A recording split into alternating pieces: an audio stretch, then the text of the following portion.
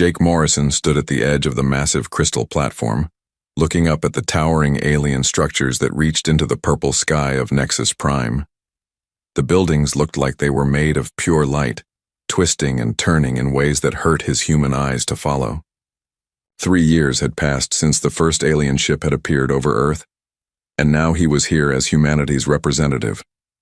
The walk to the council chamber felt endless. His aide, Lieutenant Commander Lisa Brooks, walked beside him in her crisp Navy uniform. She carried a small case containing all of Earth's military data, prepared according to the Council's strict requirements. "Remember what we practiced," Lisa whispered as they approached the enormous doors. "Stay calm, answer their questions honestly, and don't let them intimidate you." Jake nodded. He had been a diplomat for 15 years, but nothing had prepared him for this moment. The doors opened without any sound, revealing a chamber so large that clouds formed near the ceiling. 12 different alien species sat in a circle around a glowing platform in the center. The Zephyrians were the first Jake noticed. They looked almost like humans, but were much taller and thinner, with skin that seemed to glow from within. Their leader, Council Prime Zixtar, wore flowing silver robes that moved like water even when there was no wind. To the left sat the Corvin Collective. Jake had read about them, but seeing them in person was disturbing. They looked like a cross between insects and machines, with metal parts grafted onto their bodies. They moved in perfect unison, as if controlled by one mind. The Thraxians dominated the right side of the chamber. War Leader Cormath stood 8 feet tall, his body covered in natural armor plates. His 4 arms ended in claws that could tear through steel, and his eyes glowed red in the dim light of the chamber. Other species filled the remaining seats. The Quillen looked like walking computers, their heads covered in blinking lights. The Vortaki resembled large octopi but wore expensive jewelry and fine clothes. The Ethereals were the strangest of all, appearing as floating clouds of colored gas that somehow spoke with voices like music. "Human delegate," Zixtar's voice echoed through the chamber. "Approach the speaking circle." Jake walked to the center platform, his footsteps loud in the silence. The 12 species stared down at him, their alien faces showing various degrees of curiosity and disdain. "Ambassador Jake Morrison of Earth," he announced, his voice steady despite his racing heart. "I come before this council to request membership for humanity in the galactic community." A sound like laughter came from several of the aliens. "Or leader." Cormath leaned forward, his massive frame casting a shadow over Jake. "We have reviewed your species files, human." Cormath's voice was deep and rumbling. "Your military capabilities are amusing at best. Your largest warships would serve as shuttlecraft in our fleets." The Quillen representative, a being called Processor Vex, activated a holographic display above the platform. Images of human military equipment appeared in the air. Aircraft carriers, fighter jets, tanks, and soldiers with rifles. "Primitive projectile weapons," Vex stated in a voice that sounded like a computer.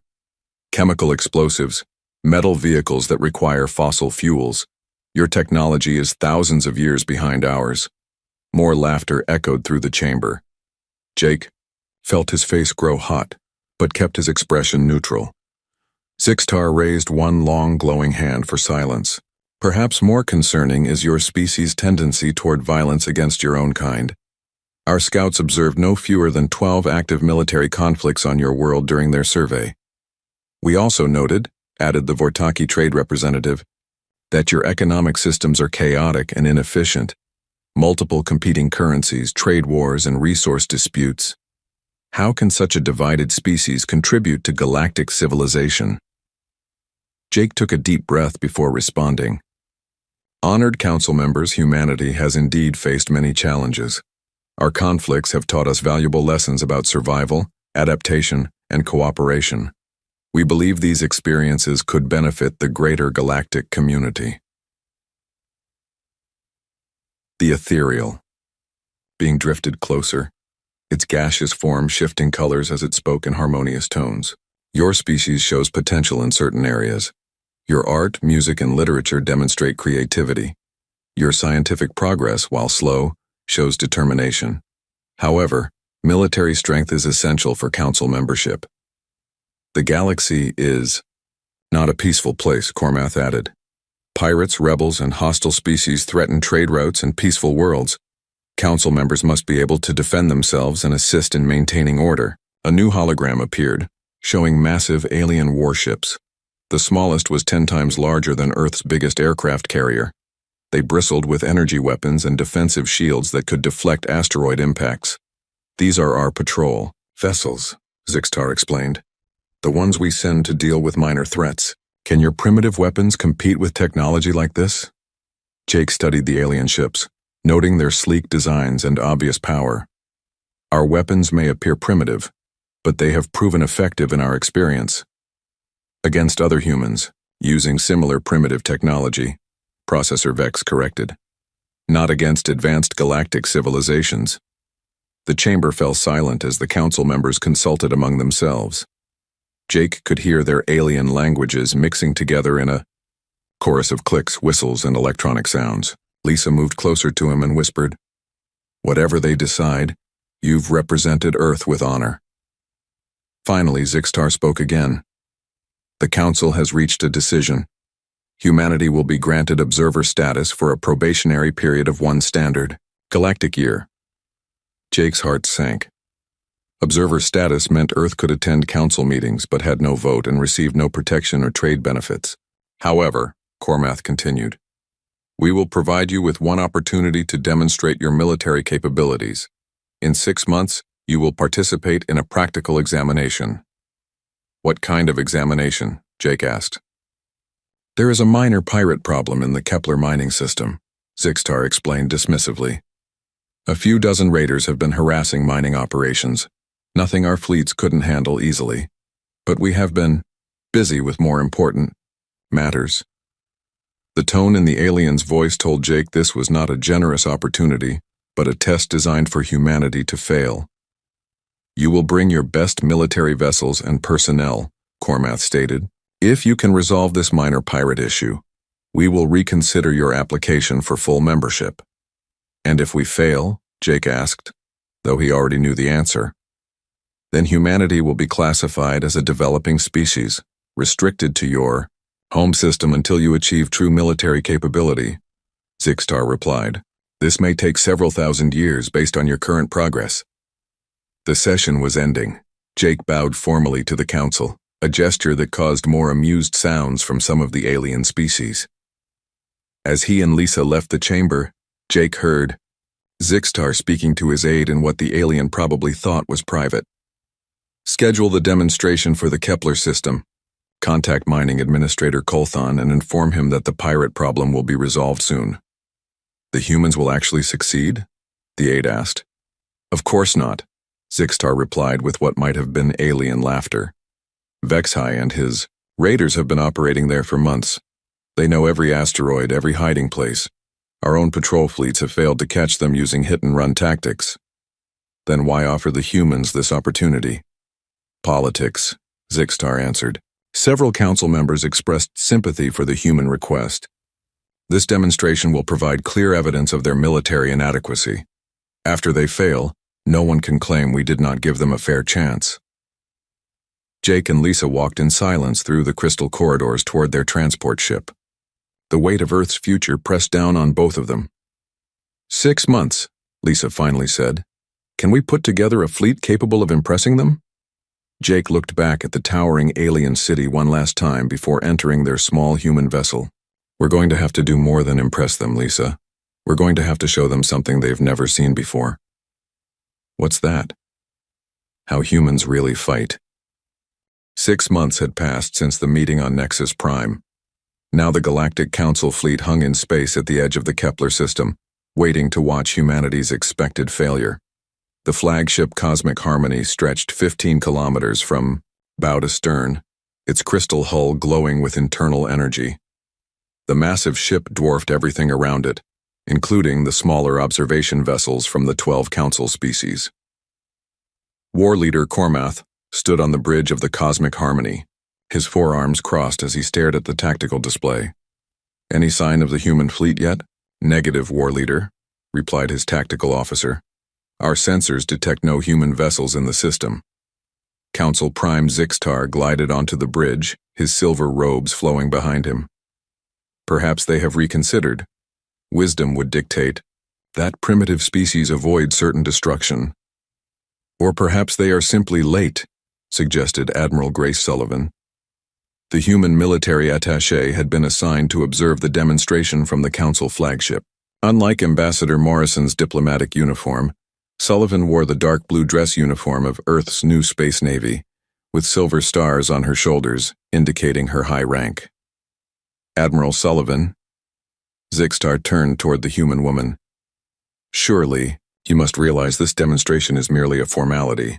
Your people cannot possibly succeed where our own fleets have struggled. Sullivan remained calm under the alien's condescending gaze. With respect, Council Prime, you might be surprised. Cormath's red eyes glowed brighter with what might have been amusement. The pirate leader Vex High is a former Corvan military commander. He knows our tactics, our weapons, our weaknesses. His 30 ships have been raiding this system for 8 months. 3 separate Council patrol groups have failed to eliminate them. Why is that? Sullivan asked. Vex High uses hit-and-run tactics, Cormath explained. He strikes fast, then retreats into the asteroid field where our large ships cannot follow. Effectively, when we send smaller pursuit craft, his fleet overwhelms them with superior numbers. On the main display, the Kepler system spread out before them. The central star was surrounded by several mining worlds and a dense asteroid belt, where the pirates made their base. The asteroids provided perfect cover for raiders who knew how to use them. Our intelligence suggests Vex High has hidden supply, bases throughout the asteroid field, added Processor Vex, the Quillen representative. He can repair and resupply without leaving the belt, a clever strategy for a primitive pirate. If he's so clever, why haven't you caught him? Sullivan asked. The question hung in the air for a moment before Zixtar answered. The Council has been occupied with more important matters. This pirate problem is an annoyance, nothing more. Certainly not worth deploying our full military might. Suddenly, the sensor officer called out, "Contact! Multiple ships entering the system from jump. Point 3. The main display shifted to show 12 human vessels emerging from faster-than-light travel. To the Council observers, they looked crude and primitive compared to the elegant alien ships. The human vessels were angular and boxy, their dark gray, hulls covered with strange bumps and projections. Those are their warships? Processor Vex's electronic voice carried clear disbelief. They appear to be constructed from primitive alloys. I detect no energy shields, no quantum weapons, no antimatter drives. Captain Ryan Mitchell's voice came over the communication system from the lead human ship. This is Captain Mitchell of the UES Defiance reporting for the demonstration as requested. Captain Mitchell, Zixtar responded. You may begin your operation. We will observe and record your efforts. Sullivan smiled slightly at the alien's tone but said nothing. The human fleet moved deeper into the system, heading toward the asteroid belt. To the watching aliens, their formation seemed loose and disorganized. The ships spread out in what appeared to be random positions. Look at their formation, Cormath observed. No discipline, no proper battle lines. They move like a merchant convoy, not a military fleet. Their largest vessel is only 300 meters long, noted the Vortaki observer. Our patrol boats are larger than that. What the aliens didn't understand was that the human ships were communicating using encrypted channels and tight beam communications. The seemingly random formation was actually a carefully planned dispersal pattern that would allow them to cover more space while remaining in support range of each other. Lieutenant Colonel Frank Peterson stood in the briefing room aboard the UES Defiance, addressing his Marine boarding teams. Remember, we're not just fighting pirates today. We're showing the galaxy what humans can do. Every one of you represents 6 billion people back home. The Marines nodded grimly. They had trained for months for this mission, studying everything known about Corvan tactics and pirate behavior. Unlike the rigid soldiers of other species, human Marines were trained to think independently and adapt to changing situations. On the bridge of the Defiance, Captain Mitchell studied the tactical display. The asteroid field stretched for millions of kilometers. providing countless hiding places for enemy ships. Traditional galactic tactics would involve sending in large ships to flush out the pirates, but humans had a different approach. "Lieutenant Brooks, deploy the scout drones," Mitchell ordered.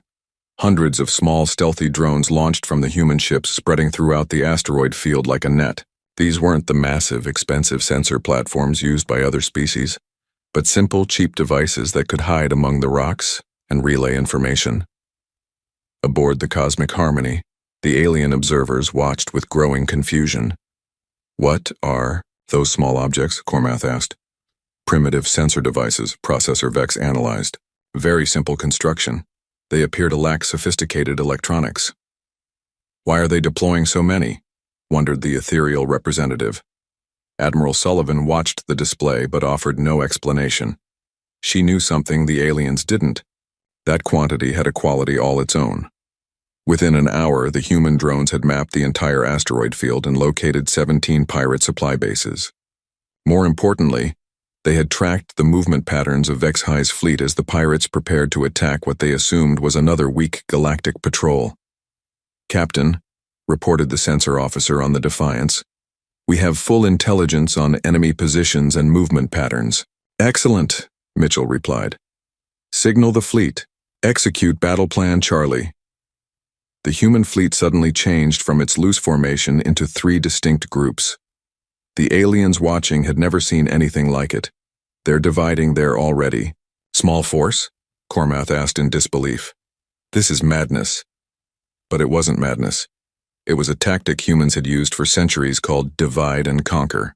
While one group would engage the pirates directly, the other 2 would circle around through the asteroid field to attack from different angles.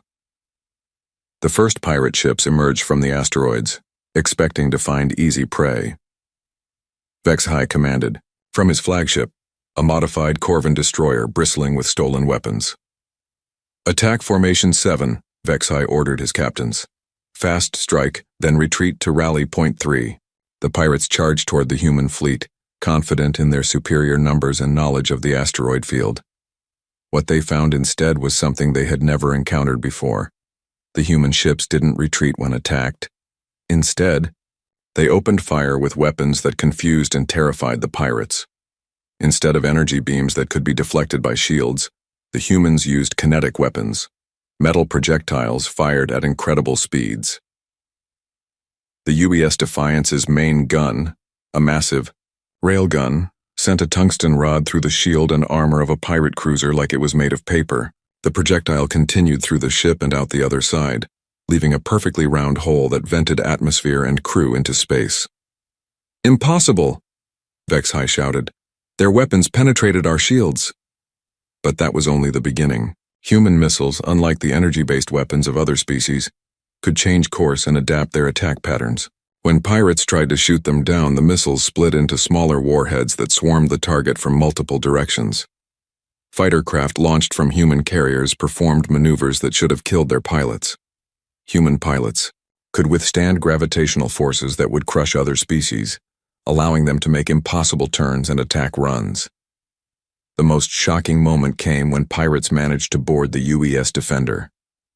They expected the crew to surrender or flee, as most galactic species did when boarded by superior numbers. Instead, they met Sergeant Amy Collins and her security team. The human soldiers fought with a ferocity that terrified the boarding party. They didn't just defend their ship, they hunted the invaders through the corridors like predators stalking prey. Within minutes, the surviving pirates were begging to surrender. Aboard the Cosmic Harmony, the alien observers sat in stunned silence as they watched the battle unfold. "This is not possible," Processor Vex muttered. "Their technology should not be effective against modern shields and armor." "Yet it is working," the ethereal observed in harmonic tones. War Leader Cormath leaned forward, his red eyes fixed on the display. For the first time in his military career, he was seeing something completely new. The battle in the Kepler system was nothing like what the Galactic Council had expected to see. On the bridge of the Cosmic Harmony, alien observers watched in growing amazement as the human fleet executed maneuvers they had never witnessed before. "Captain, Mitchell stood calmly on the bridge of the UES Defiance as enemy fire streaked past his ship. Navigation, bring us about to bearing 270, weapons, prepare to fire main battery. Sir, that will put us directly in the path of 3 enemy ships, his tactical officer warned. That's the point, Lieutenant. Signal the Roosevelt and the Eisenhower to execute flanking maneuver Charlie 7. What Mitchell was doing had a name in human military history: crossing the T. It was a naval tactic hundreds of years old, where one fleet positioned itself perpendicular to the enemy's line of advance, allowing maximum firepower to be brought to bear while minimizing return fire. HFY, the pirate commander, had never seen anything like it. His ships were caught in a formation that exposed their weakest armor to the heaviest human guns, while preventing most of his own weapons from firing effectively. All ships, break formation and scatter, HFY ordered, but it was too late. The human fleet's main guns fired in sequence, each railgun sending a tungsten rod through space at 30 kilometers per second. The projectiles punched through pirate shields like they weren't there, because energy shields were designed to deflect energy, not solid matter traveling at incredible speeds. The pirate cruiser Shadow Strike exploded as a railgun round penetrated its reactor core. The destroyer Nightfang lost its entire forward section when another projectile tore through its bridge. In less than 2 minutes, 5 pirate ships were destroyed or disabled. On the Cosmic Harmony, War Leader Cormath's 4 hands gripped the railing so tightly that the metal began to bend. How are their primitive kinetic weapons so effective? Admiral Sullivan, the human military attaché, finally offered an explanation. Energy shields stop energy. They don't stop matter. It's basic physics. But kinetic weapons are obsolete, protested Processor Vex. Slow, inaccurate, limited range. Only if you're not very good at using them, Sullivan replied. The battle continued to unfold in ways that challenged everything the aliens thought they knew about warfare. Human fighters performed maneuvers that should have been impossible, pulling turns that generated forces no living being should survive. Lieutenant Sarah Kim gritted her teeth as her fighter pulled 8 Gs in a tight turn, pursuing a pirate interceptor through the asteroid field. Her alien opponents could barely handle 3 Gs before losing consciousness, giving human pilots a massive advantage in dogfights. Fox 2, Fox 2, Kim called out as she fired a missile at the fleeing pirate. The weapon didn't just fly straight, like alien missiles. It twisted and turned, following the enemy ship through a series of desperate evasive maneuvers before finally striking home. But it wasn't just the technology that shocked the observers. It was how humans used it.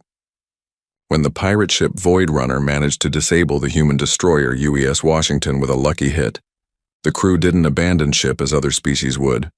Instead, they continued fighting. Commander Bob Hayes, the Washington's captain, stood on his damaged bridge as sparks flew from broken consoles around him. Engineering, I need power to the main guns. Sir, we've lost main power, came the reply. Reactors offline. Then switch to backup batteries. I don't care if we only get one shot, make it count. The Washington's guns fired one last time before the ship went dark, and that single shot destroyed the pirate vessel that had crippled her. It was a concept alien to most galactic species, fighting to the last breath rather than surrendering. When defeat seemed certain, the pirate fleet was being torn apart by tactics they couldn't understand or counter. HFY tried everything he knew about space combat, but human warfare followed different rules. They're not fighting like civilized beings, HFY complained to his aide. They're acting like wild animals. What the pirate commander didn't understand was that humans had been fighting wars for thousands of years longer than most galactic species. Every trick, every tactic, every possible situation had been encountered and learned from by generations of human warriors. When pirates tried to use the asteroid field for cover, human ships followed them into spaces too tight for larger alien vessels. The compact human destroyers wove between rocks that would crush bigger ships, hunting their prey with patient determination. Lieutenant Colonel Peterson's Marines were having their own impact on the battle. When pirates boarded the UES Defender, they expected to face soldiers who would fight in organized formations with clear rules of engagement. Instead, they encountered something terrifying. Sergeant Collins moved through the ship's corridors like a predator, using her knowledge of the vessel's layout to hunt the invaders. Human soldiers didn't just defend positions, they stalked their enemies, using stealth and surprise tactics that other species considered unsporting. "Contact left," called out Corporal Danny Martinez as he spotted a group of Corvan pirates trying to reach the ship's reactor. The Marines moved as a team, but each soldier made independent decisions about how to engage the enemy. When the pirates tried to surrender, expecting to be taken prisoner according to galactic conventions, they discovered that humans had their own ideas about battlefield mercy. The Marines accepted surrenders but immediately searched and secured prisoners, treating them as potential threats rather than honored defeated warriors. The most shocking moment came when pirates managed to take several human crew members hostage, expecting this to stop the fighting. In most galactic cultures, protecting civilians was considered more important than military objectives. "Human vessel, we have your people," the pirate leader broadcast. "Cease fire, or they die." Captain Mitchell's response stunned everyone listening. "Negative. Continue the mission." The hostages knew the risks when they volunteered for military service. The captain's words weren't cruel. They reflected a military philosophy that put the mission and the greater good above individual lives. The crew members being held hostage understood this and didn't expect special treatment that would compromise the operation. What happened next demonstrated another aspect of human warfare that aliens found difficult to understand. Instead of accepting the hostage situation, the Marines launched a rescue operation that was both incredibly dangerous and completely unexpected. Peterson led the rescue team personally, using ventilation shafts and maintenance tunnels to reach the hostages. The pirates, who thought they held a winning hand, suddenly found themselves under attack from directions they hadn't known existed. The rescue operation succeeded in minutes, with all hostages freed and their captors either dead or captured. It was the kind of rapid, flexible response that human military training emphasized, but other species rarely attempted. As the battle entered its final phase, HFY found himself commanding only 8 ships out of his original 30. The human fleet had lost 1 destroyer and taken damage to several other vessels, but they were still fighting with undiminished effectiveness. "This is impossible," HFY muttered, as he watched another of his ships explode under human fire. They should have run out of ammunition by now. But human weapons were designed for extended combat. The railguns used simple metal projectiles that could be manufactured aboard ship, and the missiles carried multiple warheads that split apart, during attack runs making each shot count for more. The final blow came when Captain Mitchell ordered what humans called a crossing maneuver. 3 human ships positioned themselves so that HFY's flagship was caught in overlapping fields of fire with no escape route. "Surrender now and your crew will be treated according to galactic conventions," Mitchell broadcast to the pirate. "Commander." HFY looked around his damaged bridge at the bodies of his crew and the sparking ruins of his ship's systems. In all his years as a military commander, he had never encountered an enemy like this. "I surrender," he transmitted, his voice barely a whisper. The battle was over. The pirate fleet that had terrorized the Kepler system for 8 months had been destroyed or captured in less than 4 hours. On the Cosmic Harmony, the alien observers sat in stunned silence. "That should not have been possible," Processor Vex finally said. War Leader Cormath nodded slowly. "No, it should not have. But we have seen it with our own eyes." Council Prime. Zixtar turned to Admiral Sullivan. "How did they do it?" Sullivan smiled. "They fought like humans. And now I think the galaxy is beginning to understand what that means." The smoke had cleared from the battlefield, and the wreckage of 30 pirate ships drifted silently through the asteroid field.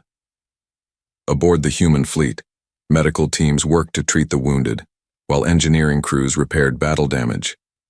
But the most important work was happening in the meeting rooms and corridors where aliens and humans spoke face-to-face for the first time as equals. Council Prime Zixtar materialized on the bridge of the UES Defiance, his silver robes shimmering, as he looked around the cramped human command center. Everything about the ship felt wrong to his alien senses. The low ceilings, the harsh lighting, the crude metal surfaces covered with warning labels and emergency equipment. "Captain Mitchell," Zixtar said, his voice carrying undertones of confusion. "Your vessel is so Practical. Mitchell smiled as he gestured around the bridge. We build ships to fight, not to impress. Every surface serves a purpose. Every system has backups. What Zixtar was seeing was the result of centuries of human military experience. While other species built beautiful ships that projected power and status, humans built ugly ships that worked under the worst possible conditions. In the medical bay, Dr. Elena Rodriguez worked alongside her team to treat wounded prisoners from the pirate fleet. What shocked the alien observers was that she gave the same care to enemy wounded that she gave to human casualties. War leader Cormath watched with growing amazement as the human doctor stitched up a Corvan pirate who had tried to kill her people just hours before. "Why do you waste resources on defeated enemies?" he asked. Dr. Rodriguez looked up from her patient, her hands still working to stop the bleeding from a severe wound. "Because he's hurt and I'm a doctor. It's that simple." "But he is your enemy," Cormath insisted. In Thraxian culture, defeated warriors are either executed or enslaved. They have proven their weakness. In human culture, Rodriguez replied, continuing her work, "We believe that how you treat your enemies says more about you than how you treat your friends." The concept was difficult for most alien species to understand. Throughout galactic history, warfare had been about domination and destruction. The idea of showing mercy to defeated foes seemed not just unusual but dangerous. Council military analyst Kixran, a Quillan with extensive battle experience, examined the human weapon systems with growing fascination. The railguns that had torn through pirate ships were surprisingly simple in design, just magnetic coils accelerating metal projectiles. "These kinetic weapons," Kixran said to Lieutenant Commander Brooks, "they require no exotic materials, no antimatter, no quantum field generators. How can something so simple be so effective?" Brooks led the alien through the weapons bay, explaining the human approach to military technology. "We learned long ago that simple systems work better in combat. Complex weapons break down when you need them most. These railguns can be repaired with basic tools and fired as long as we have metal and electricity." "But surely more advanced weapons would be superior?" Kixran asked. "Advanced doesn't always mean better," Brooks replied. "Our missiles use simple chemical explosives and basic guidance systems, but they work in any environment. Your energy weapons are impressive, but what happens when someone develops better shields or jammers?" The alien analyst was beginning to understand something fundamental about human military philosophy. While other species sought technological superiority, humans focused on reliability and adaptability. In the detention area, Colonel Peterson interviewed Vex High, the captured pirate leader. The former Corvan military commander sat in his cell, still struggling to understand how his superior force had been defeated so easily. "Your tactics make no sense," Vex High said, his insectoid features showing confusion. "You divided your forces when you should have concentrated them. You attacked when you should have maneuvered. You fought in close quarters where superior numbers should have given us the advantage." Peterson leaned back in his chair, studying the alien prisoner. "You're thinking like a Corvan, not like a human. We don't follow your military doctrine because we wrote our own." "But military science is universal," Vex High protested. "There are proven principles of warfare that apply to all species." "Are there?" Peterson asked. "Your people developed space combat tactics based on your physiology and psychology. You can't handle high G-forces, so you build ships with limited maneuverability. You think as a collective, so you use rigid formations and centralized command. You assume all species have the same limitations." The colonel stood and walked to the cell's window, looking out at the asteroid field where the battle had taken place. "Humans spent thousands of years fighting each other in every possible environment. Ocean, land, air, mountains, deserts, jungles, cities, space. We learned to adapt because we had to." What Peterson was describing was something the galactic community had never experienced. Most species achieved spaceflight and then stopped evolving militarily, content with their technological advantages. Humans had continued to develop new tactics and strategies even after reaching the stars. On the bridge of the Cosmic Harmony, Admiral Sullivan presented her analysis to the assembled alien representatives. The council members sat in uncomfortable silence as she explained human military doctrine. Your species fight wars to achieve political objectives, Sullivan said, her words translated into a dozen alien languages. You seek quick, decisive victories that minimize casualties and preserve resources. This is logical and efficient. Then why don't humans follow the same approach? Asked the ethereal representative. Because humans fight wars to win, Sullivan replied simply. We understand that warfare is ultimately about breaking the enemy's will to resist. Sometimes that requires tactics that seem wasteful or cruel to other species. She activated a holographic display showing the battle that had just concluded. When pirates took hostages, you expected us to negotiate or withdraw. Instead, we rescued them. When ships were disabled, you expected the crews to surrender. Instead, they kept fighting. When faced with superior numbers, you expected us to retreat. Instead, we attacked. War leader Cormath leaned forward, his red eyes glowing with interest. Your warriors show impressive courage, but courage alone does not explain your victory. How do your junior officers make decisions without consulting their superiors? Sullivan smiled at the question. We call it mission-type orders. Our officers are given objectives and trusted to figure out how to achieve them. When communications are cut or situations change rapidly, they can adapt without waiting for new instructions. This should create chaos, Processor Vex observed. Without centralized control, military units become ineffective. Only if your people can't think for themselves, Sullivan replied. Human soldiers are trained to understand not just what they're supposed to do, but why they're doing it. This allows them to make good decisions even when facing unexpected situations. The concept was revolutionary to species that relied on hive mind coordination or rigid hierarchical structures. The idea of individual soldiers making independent tactical decisions seemed impossible to control. Ambassador Morrison arrived aboard the Cosmic Harmony for the post-battle conference, his diplomatic uniform a stark contrast to the military personnel around him. As he entered the council chamber, he could feel the change in atmosphere.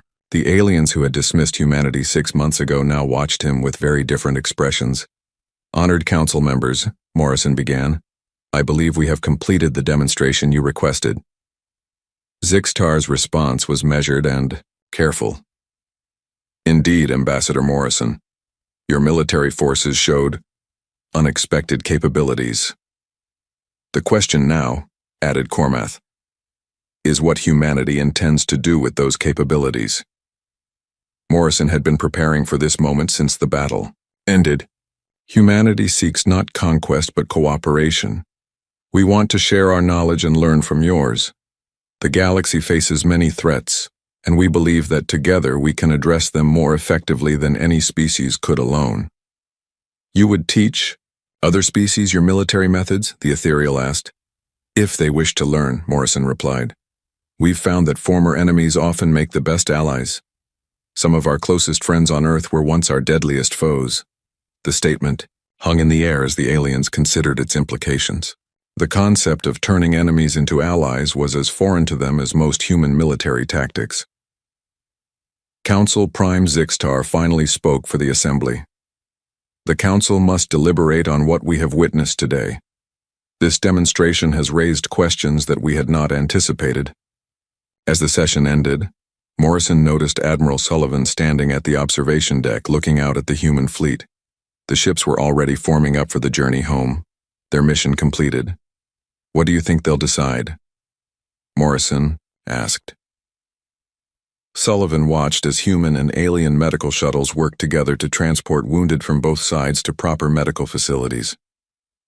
I think, she said slowly, the galaxy just learned that there's more than one way to fight a war. Now they have to decide if they want to learn from us or fear us. In the distance, salvage crews from multiple species worked side by side to clean up the battlefield. For the first time in galactic history, the cleanup operation was being coordinated by human officers who treated alien workers as equals rather than subordinates. The emergency session of the Galactic Council convened 3 days after the battle in the Kepler system. The great crystal chamber on Nexus Prime buzzed with activity as representatives from all 12 species gathered to discuss what they had witnessed. Never in the history of the galactic community had a single military demonstration changed so many minds so quickly. Council Prime Zixtar called the session to order, his silver robes reflecting the light from the chamber's walls. The usual formality was replaced by an atmosphere of urgent discussion and debate. Honored representatives, Zixtar began, we are here to address the human demonstration and its implications for galactic security and diplomacy. War Leader Cormath was the first to speak. The massive Thraxian stood slowly, his forearms spread wide in a gesture of respect. In 17 campaigns across the galaxy, I have never witnessed military capability like that displayed by the far humans. They do not simply fight, they think, they adapt. They turn weakness into strength and enemies into allies. A murmur of agreement rippled through the chamber.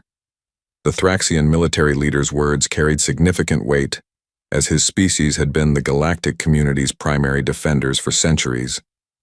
Processor Vex activated his electronic voice system, the lights on his head blinking rapidly as he processed data. Analysis of human weapons technology reveals efficiency levels previously thought impossible. Their kinetic weapons use simple physics to achieve results that our energy systems cannot match. More concerning is their tactical flexibility. Our combat models cannot predict human behavior because they do not follow established military doctrine. The ethereal representative drifted closer to the speaking circle, its gaseous form shifting between colors as it communicated through harmonic resonance. We have observed many species throughout our existence in this galaxy. Most achieve advanced technology and then become static, relying on their advantages to maintain superiority. Humans appear to have continued evolving, not just technologically but philosophically. Council military analyst Kixran requested permission to present his findings. Holographic displays filled the chamber, showing detailed analysis of the recent battle. The humans achieved victory through principles we had dismissed as primitive: individual initiative, adaptive planning, and most surprisingly, mercy toward defeated enemies. The Quillen's presentation showed footage of human medical teams treating pirate wounded alongside their own casualties. It displayed recordings of human soldiers accepting surrenders and treating prisoners according to galactic conventions, even though those same pirates had shown no such mercy moments before. This concept of honorable treatment of enemies is revolutionary, Kixran continued. In recorded galactic history, warfare has always been about domination or annihilation. The humans demonstrate a third option: transformation of conflict into cooperation. The Vortaki trade representative, its tentacles writhing with excitement, spoke up from its position in the chamber. Our economic models suggest that human military philosophy could have profound effects on galactic commerce. If conflicts can be resolved through negotiation backed by overwhelming force rather than prolonged warfare, trade routes would be more stable and profitable. Ambassador Morrison entered the chamber with Admiral Sullivan at his side. The two humans walked calmly to the center platform, but the atmosphere around them had changed completely since their first appearance 6 months ago. Where before there had been condescension and amusement, now there was respect and genuine curiosity. Ambassador Morrison, Zixtar addressed the human diplomat. The Council has been discussing the implications of your military demonstration. We find ourselves reconsidering many of our assumptions about warfare and civilization. Morrison bowed respectfully before responding. Honored Council members, humanity comes before you not seeking to impose our methods, but to offer our experience. We have learned hard lessons through centuries of conflict, and we believe these lessons could benefit the entire galactic community. What exactly are you proposing? Asked Cormath. Admiral Sullivan stepped forward. We propose the establishment of a joint military academy where human and alien officers can train together, not to replace your existing military traditions, but to supplement them with alternative approaches to conflict resolution. The chamber erupted in discussions as representatives consulted with their aides and each other. The concept was unprecedented. No single species had ever offered to share their military secrets with potential rivals. The ethereal representative was the first to respond. You would teach other species your tactical methods, your weapons, technology, your command philosophy? Yes, Morrison replied simply. We believe that a galaxy where all species understand each other's capabilities and methods would be more stable and peaceful than one where military secrets create suspicion and fear. Processor Vex's lights blinked rapidly as he processed this information. Logic suggests that sharing military knowledge would reduce your tactical advantages. Why would you willingly give up strategic superiority? Sullivan answered with a slight smile. Because true security doesn't come from being stronger than everyone else. It comes from everyone being strong enough to defend what they value while having no reason to attack their neighbors. The human admiral activated her own holographic display showing Earth's military history. On our world, we have seen this transformation happen many times. Nations that were deadly enemies became close allies when they learned to understand and respect each other. War leader Cormath studied the historical data with growing interest. You speak of former enemies becoming allies. How is this possible? Once trust is broken, how can it be repaired? Through shared experience and mutual benefit, Morrison explained. When former enemies work together toward common goals, they often discover that their differences are smaller than their similarities. The debate continued for hours as council members grappled with concepts that challenged their fundamental understanding of interspecies relations.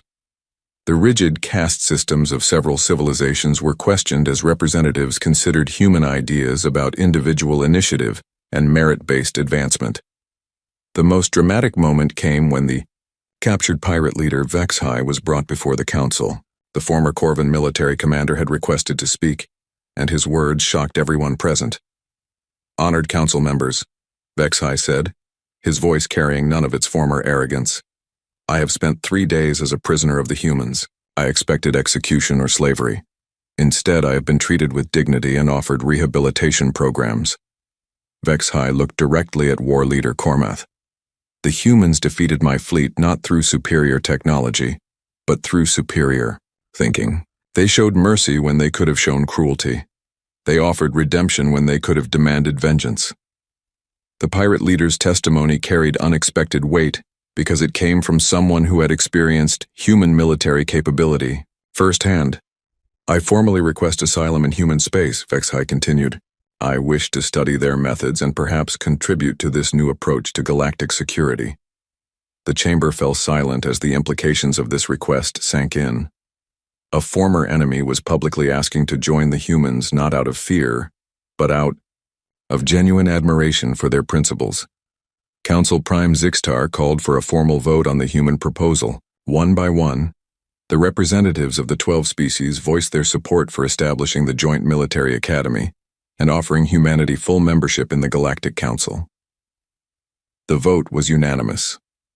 As the session concluded, Morrison and Sullivan found themselves surrounded by alien representatives eager to discuss the details of cooperation. Species that had been suspicious of each other for centuries began talking about joint training exercises and shared defense initiatives.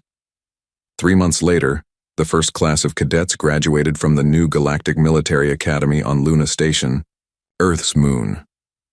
Human and alien officers stood side by side, having learned not just new tactics and technologies, but new ways of thinking about conflict and cooperation. Captain Mitchell, now promoted to Admiral, commanded the first joint task, force composed of ships from 6 different species. The UGS Unity, their flagship, carried crews from former enemy civilizations working together using human tactical doctrine, combined with alien technology and perspectives. Admiral Sullivan stood on the bridge of the Unity, watching as the fleet prepared to respond to a distress call in the Outer Rim.